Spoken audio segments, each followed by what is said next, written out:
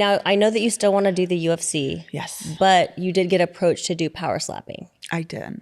Okay. Tell me about that, because that's pretty so amazing. I have 8 professional MMA fights already. Yeah. And I was actually messaged on Instagram from Power Slap's page.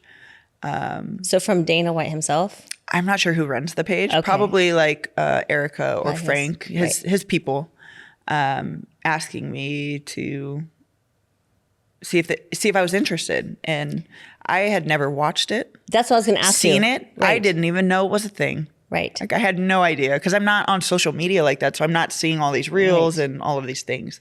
Did you go and like do your research right away? I didn't respond right away because I was like, what? I don't know if this is real or, what this is. So I did some research and I found out that Dana White does actually own it. Yeah. And that obviously piqued my interest. The UFC is where I'm trying to go. So I responded and they're like, hey, can you come out to Vegas tomorrow? And I was like, no, I have to go to work. It's like, I can't just come to Vegas. Yeah. They're like, we'll pay for your day of work. Like, we want to meet with you. We have something for you. So I went out and I met with Erica and Frank, who is the president of Power Slap. And when Dana. was this? In February. In February. Yeah, end of January. I competed in February. Okay, so this year.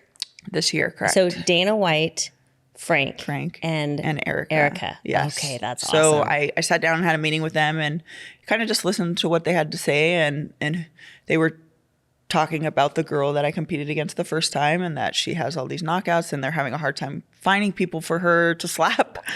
And I kind of was just like, initially it was like, hell no, I'm not going to just stand there and let somebody slap the shit out of me. Because I fight, when you fight, you can move and block and all of these things. And just standing there kind of was like, I don't know how I'm going to do with that. So refreshing hearing you say that because that's exactly what I would be thinking. Yeah. So that was my initial thoughts. And then after talking with them, we were there for a little while. I took my parents, my boyfriend, and my daughter all went. Just, I got to have that support system there. And I told my parents, like, hey, this is what they want me to do. And go with me and see what they have to say. Because, my parents are very business savvy and they know, if it's a good thing or a bad thing. And they're always going to have my best interest in mind rather than just taking some manager or somebody. So when we left there, the conversation was like, this is a good business move for you. Yeah. Whether you want to get slapped or not, it's a good foot in the door to get to where you're trying to go. Because you want to be MMA. Or UFC. Yes. I'm sorry. So I just said, fuck it, just do it. What's the worst that's going to happen? Right. So I competed Super Bowl weekend, was my first time doing it. Yes. It was 2 weeks prior. So they had that meeting with me for 2 weeks and then I had no time to think about it or train or even do anything. Like you didn't I even kind of just went in there How do you and train winged for it. us? Like, because also here's another thing that's kind of crazy is you're doing this. You're one of the first people to do this. Yeah. So it's kind of like the first of anything. There's really no technique that has been established. You are in the driver's seat of creating technique. Right. So people are going to watch you to create their technique. Right. So I don't know if it's dawning on you that you're kind of like the original slap fighting female creating these techniques. Yeah, not really. I mean, it hasn't really dawned on me because I'm kind of trying to like take different things from some of the guys and they've been very helpful because they've kind of been around for a little bit. Like Dumpling and the Crazy the Hawaiian. Crazy Hawaiian, Isaiah, who just actually won the belt.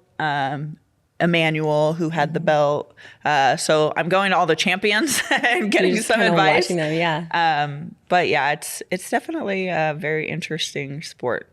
So you did your first slap, and that was with Sheena. Yes. Okay.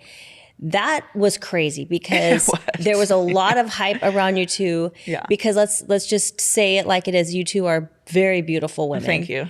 And I think they probably really wanted that. I mean, marketability. 100%. So we're still fitting in this crazy mold of we have these beautiful women and they're badasses too. Yeah. But there's nothing wrong with that. Like, I don't think there's anything wrong with that. I mean, why can't we be beautiful and badass at the same time? So we are everything, right? Yeah. Beautiful, badass, all of that. So you and Sheena, two beautiful women who are total badasses in your own rights. Right.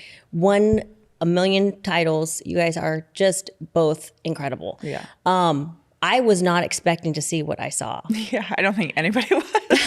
I wasn't expecting it for sure. I mean, that was insanity. Yeah. And I also was wondering how they decided who would take the first slap. And you kind of explained that to me, but go ahead and explain that again. So they decide who goes first in the slapping by a coin toss. Yeah. The commission usually does the coin toss. We're not present for the coin toss. They usually do it the week of, so we know for a few days prior who wins the coin toss. And I won the coin toss for that match, obviously, and so I was able to smack first. And it was literally picture perfect because I didn't have any expectations. I didn't know what to expect. Right. I kind of was just going in there and winging it, and to get the knockout in the first smack and never get smacked, like that's perfect. Like I would love to do that every time and never take a smack. That was a viral moment, 100%. in a lot of ways, on a lot of levels. I mean, we have this female, was that the first female power slapping? That was actually the first live event first live event ever. Wow. Yeah. Is all this like sinking in for you? It is now that you're saying it. Now that you think about it, Yeah. you're kind of like the pioneer of, female slap fighting. Yes. It's becoming a very serious sport now. It is. People weren't taking it seriously when it first came out, but now they absolutely are. Yeah. You do your first slap and it is a knockout. I mean, a crazy knockout.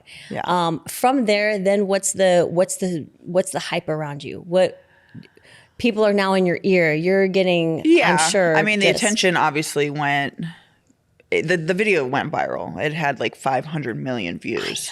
So even people that don't know that it's me, they know, oh, this girl with braids from Power Slap, like she had this crazy knockout. And it's obviously a good thing.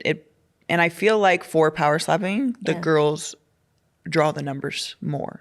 And I hate to say it, but yes, we're good looking. People want to watch it. Slapping is entertaining. And obviously we do have the power to knock each other out. So yeah, it was a really good experience for me, the whole thing. The crazy part of power slapping is when they do the slow-mo.